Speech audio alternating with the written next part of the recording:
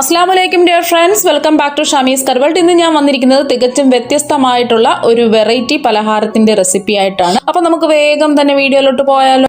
ഒരു സെക്കൻഡ്, നമ്മുടെ ഈ ചാനൽ പുതിയതായിട്ട് കാണുന്നവരും ഇതുവരെയും സബ്സ്ക്രൈബ് ചെയ്യാത്തവരും പ്ലീസ് ഒന്ന് സബ്സ്ക്രൈബ് ചെയ്തേക്കണേ. ഞാനിടുന്ന വീഡിയോസ് ഉടനടി കിട്ടുന്നതിനായി സബ്സ്ക്രൈബ് ബട്ടന്റെ തൊട്ടടുത്ത് കാണുന്ന ബെല്ലൈക്കൺ കൂടി ക്ലിക്ക് ചെയ്തിട്ട് ഓൾ എന്ന ഓപ്ഷൻ എനേബിൾ ചെയ്യാനും മറക്കല്ലേ.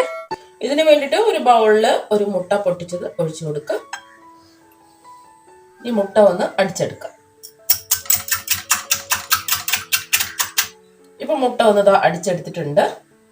ഇനി ഒരു മിക്സിംഗ് ബൗളിൽ ഒരു അരിപ്പ വെച്ച് കൊടുത്തിട്ടുണ്ട്. ഇതിലേക്ക് 2 കപ്പ് കടലമാവ് ഇട്ട് കൊടുക്കാം. കടലമാവിൽ ചെറിയ ചെറിയ കട്ടകളൊക്കെ ഉണ്ടാവും, അതുകൊണ്ടാണ് ഒന്ന് അരിച്ചിട്ട് വേണം എടുക്കാൻ വേണ്ടിയിട്ട്. 250 ml കപ്പിന് 2 കപ്പ് കടലമാവാണ് ഇട്ട് കൊടുക്കുന്നത്. രണ്ടാമത്തെ കപ്പ് കടലമാവും കൂടി ഇട്ട് കൊടുക്കാം. കടലമാവ് ഒന്ന് അരിച്ചെടുക്കാം.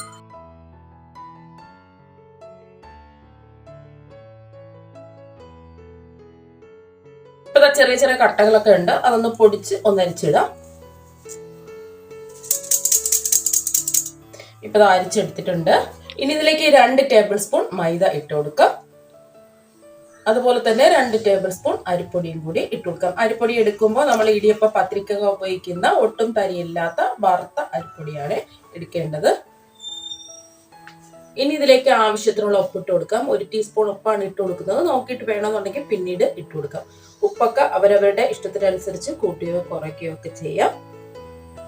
ഒരു 1/4 ടീസ്പൂൺ മഞ്ഞൾപ്പൊടി. ഇനി 1 ടീസ്പൂൺ സാധാരണ മുളക് പൊടിയാണ് എടുത്തിട്ടുള്ളത്.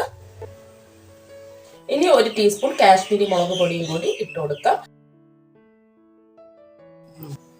ഇനി ഇതിലേക്ക് ഒരു 1/2 ടീസ്പൂൺ കായപ്പൊടിയും കൂടി ഇട്ട് കൊടുക്കാം. അപ്പൊ കായപ്പൊടിയുടെ അളവ് കൂടരുത്. 1/4 ടീസ്പൂൺ മുതൽ 1/2 ടീസ്പൂൺ വരെ ഇട്ട് കൊടുക്കാം. ഞാൻ 1/2 ടീസ്പൂൺ കായപ്പൊടിയാണ് എടുത്തിട്ടുള്ളത്.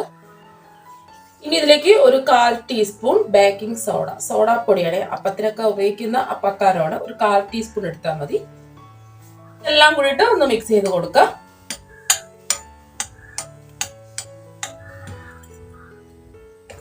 ഇനി മാവൊന്ന് കുഴച്ചെടുക്കണം. അതിന് വേണ്ടിയിട്ട് ആവശ്യത്തിന് വെള്ളം ഒഴിച്ച് കുറച്ച് വീതം വേണം കുഴച്ചെടുക്കാൻ വേണ്ടിയിട്ട്. ഇപ്പൊ ഞാൻ 1 കപ്പ് വെള്ളം എടുത്തിട്ടുണ്ട്. ആദ്യം ഒരു 1/4 കപ്പ് വെള്ളം ഒഴിച്ചു കൊടുക്കാം. ഒരുമിച്ച് ഒഴിക്കണ്ട.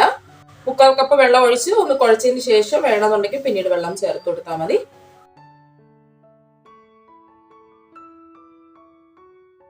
ഇനി ബാക്കിയിരിക്കുന്ന വെള്ളവും കൂടി ഒഴിച്ചു കൊടുക്കാം. വേണമെന്നുണ്ടെങ്കിൽ പിന്നീട് കുറച്ചും കൂടെ വെള്ളം ഒഴിച്ചു കൊടുക്കാം. 1 കപ്പ് വെള്ളം ഫുള്ളായിട്ട് ഒഴിച്ചു കൊടുത്തിട്ടുണ്ട്. സാധാരണ പച്ചവെള്ളമാണ് ഒഴിച്ചു കൊടുത്തിട്ടുള്ളത്.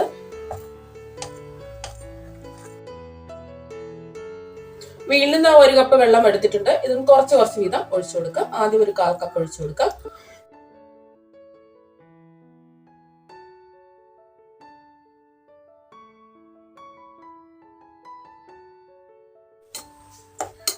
ഇപ്പം 1/2 കപ്പ് വെള്ളം ഒഴിച്ച് മാവൊന്ന് കലക്കി എടുത്തിട്ടുണ്ട്. ഇനി നമ്മൾ ഇതിലേക്ക് ചേർക്കുന്നത് ഒരു മുട്ട നേരത്തെ അടിച്ച് മാറ്റി വെച്ചില്ലേ, അത് മുഴുവനായിട്ട് അങ്ങ് ഒഴിച്ചു കൊടുക്കാം. നല്ലതുപോലെ ഒന്ന് യോജിപ്പിച്ചെടുക്കാം. ഇപ്പൊ നമ്മുടെ ബാറ്റർ ഇവിടെ റെഡി ആയിട്ടുണ്ട്. നമ്മൾ 1/2 കപ്പ് വെള്ളം മാത്രമാണ് ചേർത്ത് കൊടുത്തിട്ടുള്ളത്. ഞാൻ നേരത്തെ പറഞ്ഞിട്ടുണ്ടായിരുന്നു, ഓരോ പൊടിക്കും വെള്ളത്തിന്റെ ഈർപ്പം വ്യത്യാസം ഉണ്ടാവും. അതിനനുസരിച്ച് വേണം വെള്ളം ഒഴിച്ചു കൊടുക്കാൻ വേണ്ടി. ഈ ഒരു പരുവത്തിന് വേണം നമ്മൾ മാവ് മിക്സ് ചെയ്തെടുക്കാൻ. നമ്മുടെ ബാറ്റർ ഇവിടെ റെഡി ആയിട്ടുണ്ട്. ഒരുപാട് അങ്ങ് കട്ടിയാവാനും പാടില്ല, ഒരുപാട് അങ്ങ് ലൂസ് ആവാനും പാടില്ല. ഈ ഒരു പരുവത്തിന് വേണം മിക്സ് ചെയ്തെടുക്കാൻ.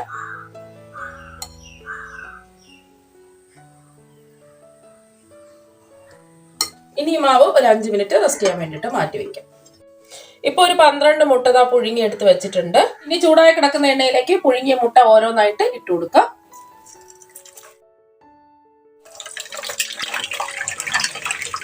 ഹൈ ഫ്ലെയിമിൽ 1 മിനിറ്റ് ഈ മുട്ട ഒന്ന് ഫ്രൈ ചെയ്തെടുക്കാം. ഇളക്കി കൊടുക്കേണ്ട ആവശ്യമൊന്നുമില്ല, ഇങ്ങനെ തന്നെ കിടന്നാൽ മതി. ഇപ്പൊ 1 മിനിറ്റ് ആയിട്ടുണ്ട്. ഇനി എണ്ണയിൽ നിന്ന് കോരി മാറ്റാം.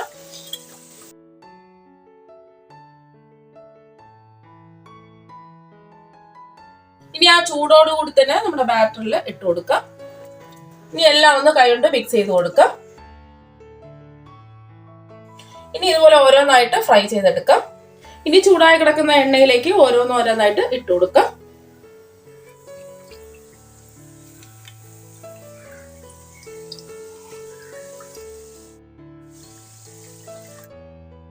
ഇപ്പൊ ഇതാ എല്ലാം ഇട്ട് കൊടുത്തിട്ടുണ്ട്. ഇനി ലോ ടു മീഡിയം ഫ്ലെയിം വെച്ച് കൊടുക്കാം. ഒരു സൈഡ് ഒന്ന് മൊരിഞ്ഞ് വന്നിട്ട് ഇതൊന്ന് തിരിച്ചിട്ട് കൊടുക്കാം.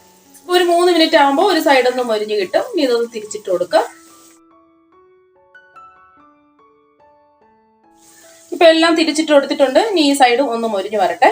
ഇപ്പൊ 2 സൈഡും ദാ മൊരിഞ്ഞ് കിട്ടിയിട്ടുണ്ട്. ഇനി എണ്ണയിൽ നിന്ന് കോരി മാറ്റാം.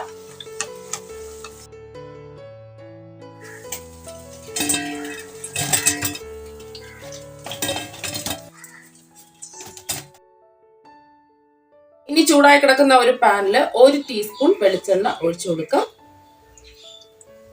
ഇനി 2 മീഡിയം സൈസ് സവാള ഇതുപോലെ ചെറുതായിട്ടൊന്ന് കട്ട് ചെയ്തതാണ്. ഒരുപാട് ചെറുതാക്കണ്ട, കുറച്ച് വലുപ്പത്തിൽ ഇതുപോലെ ഒന്ന് കട്ട് ചെയ്തും കൂടി ഇട്ട് കൊടുക്കാം.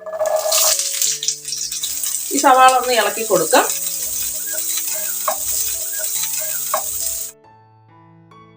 ഇപ്പൊ സവാളയൊക്കെ വയന്ന് ചെറിയൊരു ഗോൾഡൻ നിറായിട്ടുണ്ട്. ഒരു 2 മിനിറ്റ് ഒക്കെ എടുത്തുള്ളൂ. ഇനി ഫ്ലെയിം ഓഫ് ആക്കി ഇത് ചൂടാറാൻ വേണ്ടി നമുക്ക് മാറ്റി വെക്കാം. ഇനി മിക്സിയിൽ ഒരു ചെറിയ ജാറിൽ നമ്മൾ നേരത്തെ വയറ്റി മാറ്റി വെച്ചിരുന്ന സവാള നല്ലതുപോലെ ചൂടൊക്കെ മാറിയിട്ടുണ്ട്.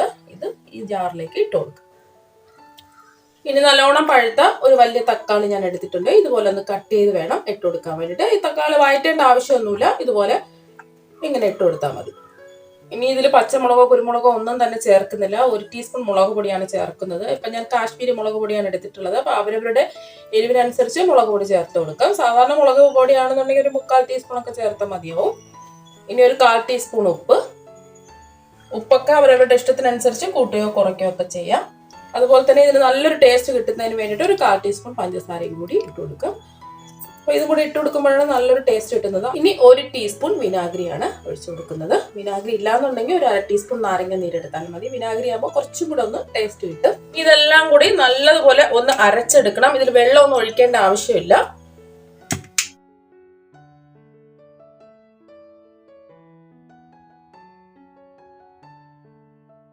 ഇനി ഇത് ഒരു ബൗളിൽ മാറ്റാം. അപ്പൊ കണ്ടില്ലേ, നല്ല സ്മൂത്ത് ആയിട്ട് അരച്ചെടുത്തിട്ടുണ്ട്. അപ്പൊ ഇതിന്റെ ബെസ്റ്റ് കോമ്പിനേഷനായ ചട്നിയും ഇവിടെ റെഡി ആയിട്ടുണ്ട്.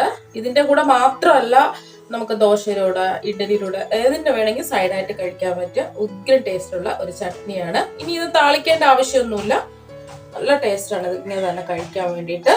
ഇപ്പൊ നമ്മുടെ പലഹാരവും ചട്നിയും ഇവിടെ റെഡി ആയിട്ടുണ്ട്. ഇനി ഇതിൽ നിന്നും ഒരെണ്ണം എടുത്ത് കട്ട് ചെയ്ത് കാണിച്ചു തരാം. ഇപ്പൊ ഒരെണ്ണം കട്ട് ചെയ്ത് എടുത്തിട്ടുണ്ട്. പുറത്ത് നല്ല ക്രിസ്പിയും അകത്ത് നല്ല സോഫ്റ്റും ആണ്. എല്ലാവരും ഇതുപോലെ ഒന്ന് ട്രൈ ചെയ്ത് നോക്കുക. തീർച്ചയായും നിങ്ങൾക്ക് എല്ലാവർക്കും ഇഷ്ടപ്പെടും. അപ്പൊ നമുക്ക് മറ്റൊരു വെറൈറ്റി ഡിഷുമായിട്ട് വീണ്ടും കാണാം. താങ്ക്